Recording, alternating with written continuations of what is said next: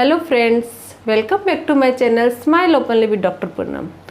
आज हम लोग जानेंगे पेरिकोरोनाइटिस के बारे में कि पेरिकोरोनाइटिस के लक्षण क्या होते हैं, क्या कारण होते हैं, किन कारणों की वजह से पेरिकोरोनाइटिस होता है और इसका ट्रीटमेंट क्या है।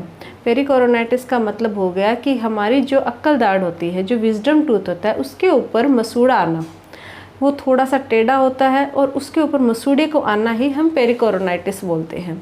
तो वीडियो शुरू करने से पहले अगर अभी तक आप लोगों ने चैनल सब्सक्राइब नहीं किया है तो प्लीज़ सब्सक्राइब कर लीजिए, बेल आइकन को प्रेस करना मत भूलिएगा ताकि आपको मेरे न्यू वीडियोस की नोटिफिकेशंस मिलती रहे। चलिए शुरू करते हैं आज का टॉपिक। पेरिकोरोनाइटिस क्या होता है? इसका मतलब हो गया पेरी यानी चारों ओर, और कोरोन का मतलब हो गया क्राउन, हमारा जो दांत का जो पोर्शन होता है क्राउन, और नाइटिस जिसके भी आगे ITS लग जाता है उसका मतलब होता है इन्फ्लामेशन, यानी कि जो हमारी अक्कल दाढ़ होती है उसका जो क्राउन होता है उसके ऊपर जो मसूड़ा होता है वो अपनी जगह ले लेता है, वो इस तरीके से आ जाता है क्राउन के ऊपर मसूड़ा, उसी को हम पेरिकोरोनाइटिस कहते हैं।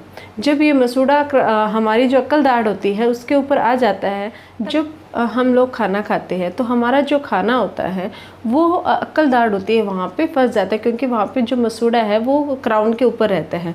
तो ऐसी कंडीशन में बाइट करते हैं वहाँ पे अच्छे से क्लीन नहीं कर पाते हैं, न तो ब्रशिंग अच्छे से हो पाती है, न ही कुल्ला अच्छे से हो पाता है। तो उसकी वजह से क्या होती है, वहाँ पे हमारा खाने का जो पोर्शन होता है फूड लॉजमेंट हो जाता है, जिसकी वजह से इन्फेक्शन हो सकता है। तो थोड़े दिनों बाद वहाँ पे दर्द हो सकता है, कैविटी हो सकती है, या बिना कैविटी और बिना मतलब इन्फेक्शन के भी वहाँ पे अगर मसूड़ा है और खाना खाने में बाइटिंग में जैसे ऊपर वाला दांत नीचे वाले से जब जैसे टच होता है तो नॉर्मली पेन होना शुरू हो जाता है। तो यही पेरिकोरोनाइटिस होता है। अब ये पेरिकोरोनाइटिस क्यों होता है, किन कारणों की वजह से होता है? जनरली हमारी जो अक्कल दाढ़ होती है, विजडम टूथ होता है, वो थोड़ा सा टेढ़ा होता है, बोन में होता है। जैसे ही वो इरप्ट होता है तो बहुत कम चांसेस होता है कि वो नॉर्मली हॉरिजॉन्टल फॉर्म यानी सीधा जो और मोलर्स होते हैं उनकी तरह इरप्ट होते हैं, ऐसा नहीं होता। वो हमेशा थोड़ा हल्का टेढ़ा या फिर फुल्ली हॉरिजॉन्टल फॉर्म में इरप्ट होता है, वर्टिकल फॉर्म में इरप्ट नहीं होता, जिसकी वजह से वहाँ पे उसको जगह नहीं मिल पाती।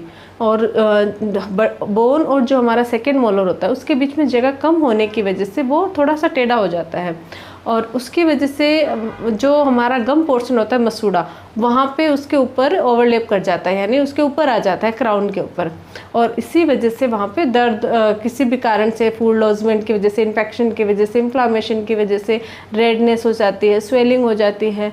और जैसे हम कुछ खाना खाते हैं या कोई भी चीज़ बाइट करते हैं तो उसकी वजह से वहाँ पे प्रेशर होने की वजह से पेन होना शुरू हो जाता है।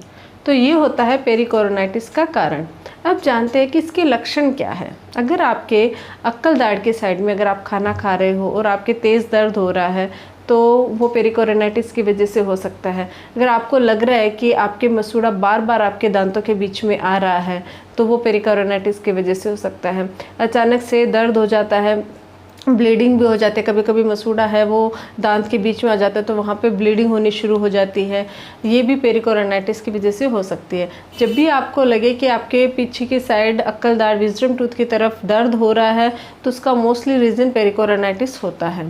तो अब जानते हैं कि इसका ट्रीटमेंट क्या है, इसको ट्रीट कैसे किया जाता है, ठीक कैसे किया जाता है। जैसे ही आपके पेन होता है आप डेंटिस्ट को दिखाते हो तो डेंटिस्ट आपको कुछ तो कभी कभी तो वो नॉर्मली आपको मेडिसिन्स वगैरह देते हैं। इसके अलावा अपर कोलेक्टोमी होती है, यानी कि जो मसूड़ा होता है एक छोटी सी सर्जरी होती है, उसमें क्या होता है दांत के ऊपर से यानी क्राउन पोर्शन होता है वहाँ से उस मसूड़े को कट कर दिया जाता है, काट करके निकाल दिया जाता है। अब आप ये सोचोगे कि ये मसूड़ा है उसको काटना तो कोई बहुत बड़ी सर्जरी होती होगी, ऐसा नहीं होता।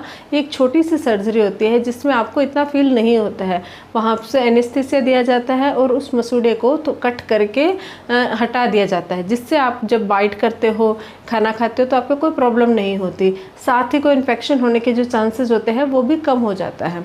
तो एक तो इसका ट्रीटमेंट होता है अपर कोलेक्टोमी। लेकिन अगर आपका जो विजडम टूथ है वो बहुत ज़्यादा बोन में है और बहुत हॉरिजॉन्टल फॉर्म में है तो ऐसे कंडीशन में इसका जो लास्ट ऑप्शन होता है वो यही होता है कि इसको रिमूव करवा दिया जाए, ताकि ये प्रॉब्लम बार बार ना हो। क्योंकि कभी कभी क्या होता है अपर कोलेक्टोमी करने के बाद भी थोड़े कुछ समय बाद वापस से जो मसूड़ा है वो ग्रोथ कर जाता है उसके ऊपर, तो पेशेंट को बार बार प्रॉब्लम होती है। तो ऐसी कंडीशन में इसको मतलब इसको निकाल दिया जाता है, एक्सट्रैक्शन ही कर दिया जाता है। यही इसका लास्ट ऑप्शन और लास्ट ट्रीटमेंट होता है। तो ये है पेरिकोरोनाइटिस। अगर आप लोगों के लिए ये वीडियो हेल्पफुल है तो प्लीज़ लाइक, शेयर और सब्सक्राइब जरूर कीजिएगा चैनल को। Thank you.